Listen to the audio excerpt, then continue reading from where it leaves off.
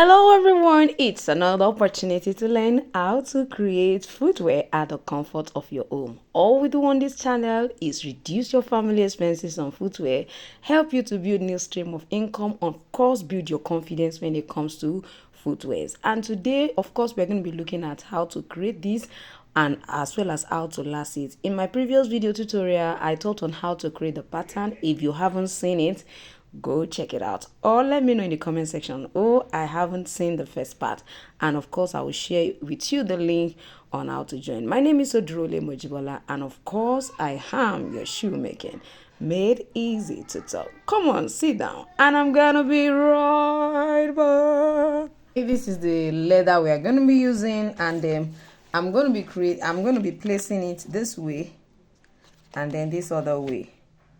I don't know why this one is having this shape right here. I think I might need to actually adjust something here.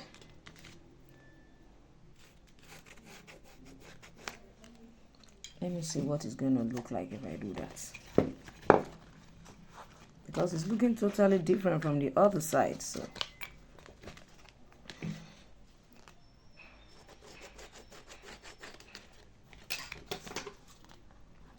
that two of them can look the same way.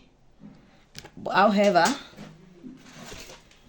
I can also decide to duplicate it on another cardboard before I do that, in case I have something I want to do with this shape here. I can use it subsequently. So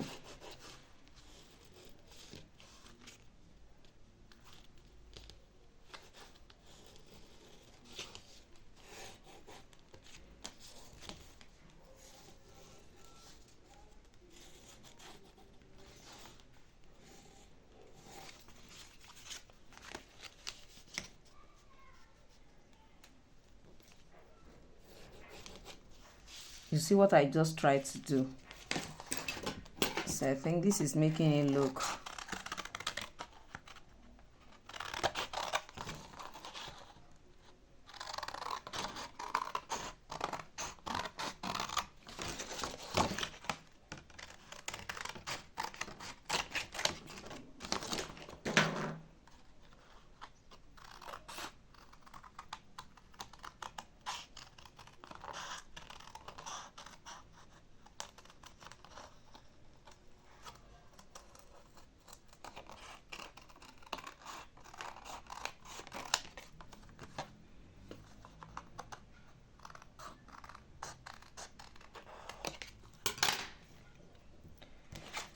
so.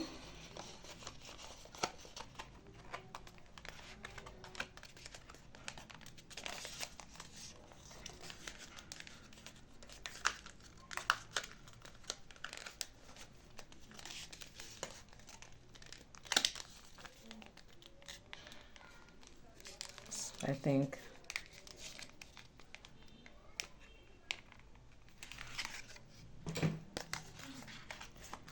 if I fold it in like this, I think it should go in more, at least a bit more.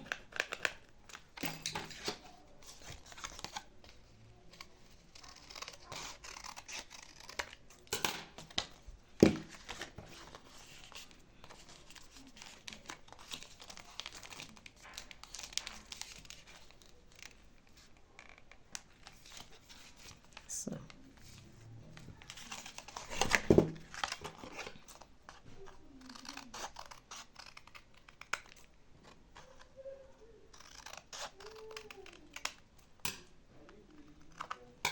I'm just trying to adjust the pattern to suit what I actually want.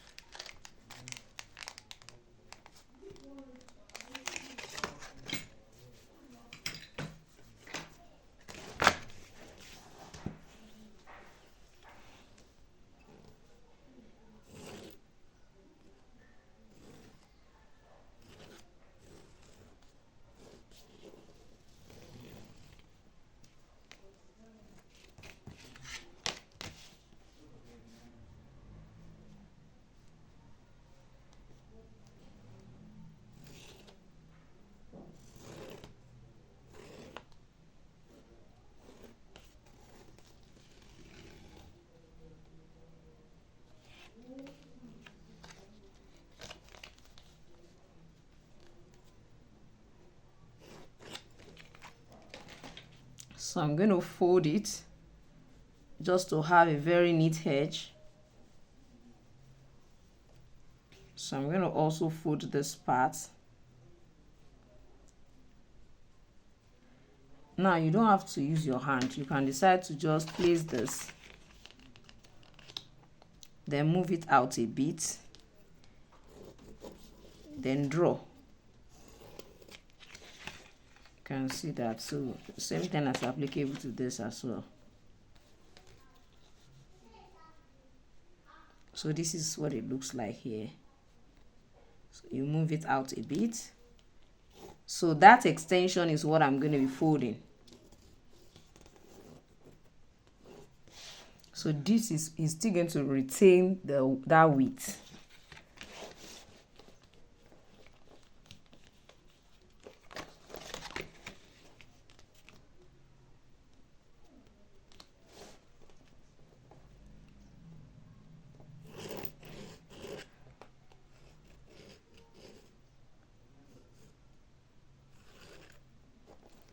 So we are going to apply our adhesive all around the edges so that we can easily fold. I love to fold the edges, although the design, you can decide not to fold the edge because the leather is a fine one. You may not even stitch at all, but I'm going to be stitching it. There's a look I'm looking out for, and ordinary this kind of designs, I shouldn't be stitching it.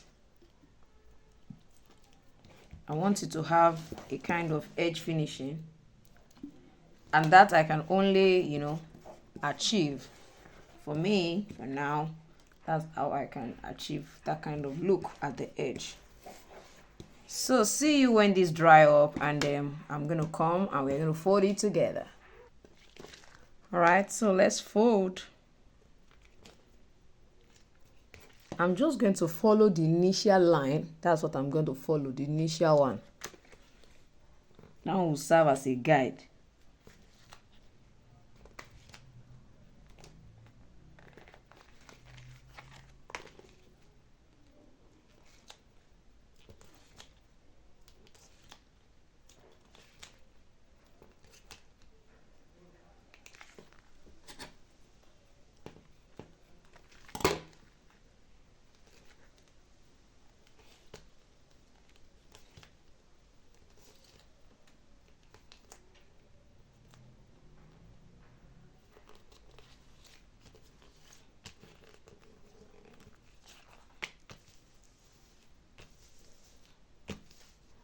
So I'm going to go ahead, line it, then go ahead and stitch it.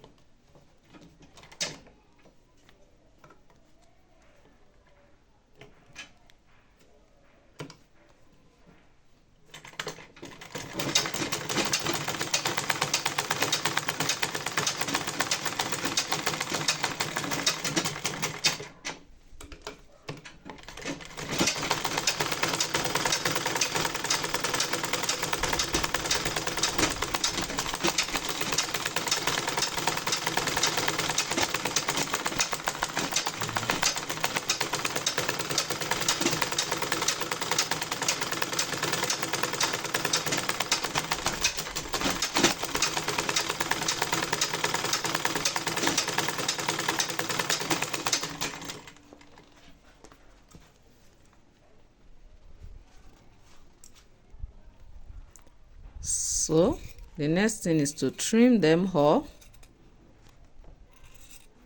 You can see the way I'm trying to slant my scissors so that the line will not be showing.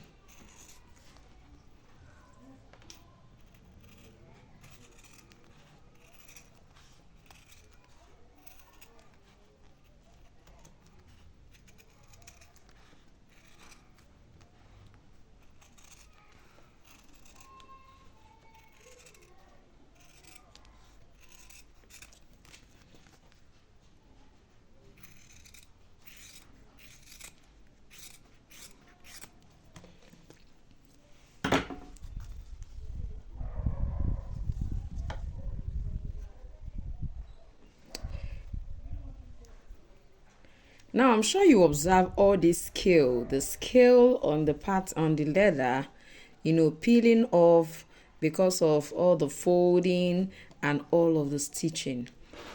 Now I need you to know that actually there are some designs, there are some patterns like on the leather that if you actually fold and stitch like this, they still remain, like the scale does not fall off. But this is actually totally different, which means each time I want to actually use this kind of leather, this particular leather, I must ensure that I do not fold and I do not stitch, or else it will propel the scales on it to be removing. So that's one amazing thing. You might not dictate this at the point of buying the leather. You understand? You might not dictate this, although it may be necessary for you to fold and try to see if the scale on it will fall off. Can you see that this fell off? So I think this is also a trick when you want to buy any design that has scale like this. Try to fold it and see if the scale will fall off before you finally buy it. Of course, I'm still going to be showing us how to last this, and I'm just going to go ahead and use it for the experiment that I want to experiment. Now, the truth is that so many times you cannot totally guarantee what you're buying in the market. You can just try your best. You understand? You can just try your best. I just felt I wanted to fold this. I know on the normal circumstances, designs like this are meant to be, you are supposed to finish the edge, maybe coat the edge, instead of having to fold and stitch like this. They look much more beautiful when you leave it plain. However, you can actually still fold them. You understand? But you find some of them, displaying all of this, and you find out that it's only this part that is showing all of those things. All other parts, they are still intact. But it still means that when they are also under pressure, they will definitely peel off. So that's the difference between a synthetic leather and a genuine leather. Although some of the genuine leather too, you can actually see yourself holding it here and tearing it, and it tears as well. So it's a bit tricky. It's a bit tricky, but at the same time, you just have to be on the lookout each time you are actually buying, whether it's a genuine or a synthetic leather. This is actually a synthetic leather, and it's Confiance. It's the category of the Confiance. But all the same, this particular one, I think, has that particular issue of you folding, and it's just because of the scales on it. So I just want you to watch out for this when you are buying any kind of materials that look like a snake skin, or what skin is this? Please let me know in the comment section. What skin is this? Is this snake or what? So let's go ahead and last our design.